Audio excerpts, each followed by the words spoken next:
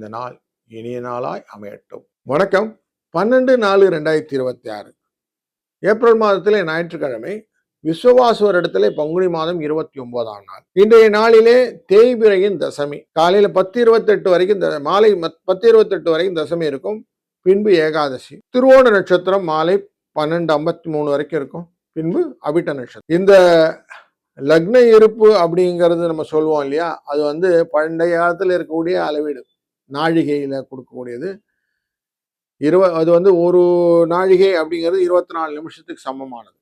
So அதை மைண்டில் வச்சுக்கோங்க. அதனால சூரியனின் இருப்பு நாழிகை வினாழிகளாக 17 வினாழிகள் மீன ராசிக்குள்ளர் இருக்கும் அப்படின்னு சொல்றேன்.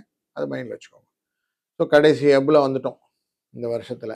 இன்றைக்கு நல்ல நேரம் காலை 7:30லேருந்து 9 மணி வரைக்கும். சாயங்கால வேலையில மத்தியான வேலையில 1:30 மணிலேருந்து 2:30 மணி வரைக்கும்.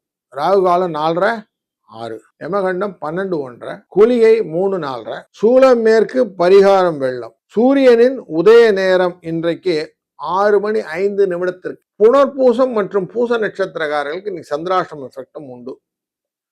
இன்றைக்கு சனி, புதன், செவ்வாய், சூரியன் இவர்கள் 4 பேரும் சேர்ந்து மீன ராசியில் இருப்பாங்க. சுக்கிரன் மேஷ ராசியில் இருப்பார். குருவானவர் மிதுன ராசியிலும், சிம்ம ராசியிலே கேதுவும், ராகு கும்பராசியில் அமர இன்றைய நாள் துவங்குகிறது. திருவோண நட்சத்திரம் என்கிற மகர ராசிக்குள்ளர சந்திர பகவான் பயணம் செய்து கொண்டிருப்பார். இன்னைக்கும் மேல் நோக்கு நாள்.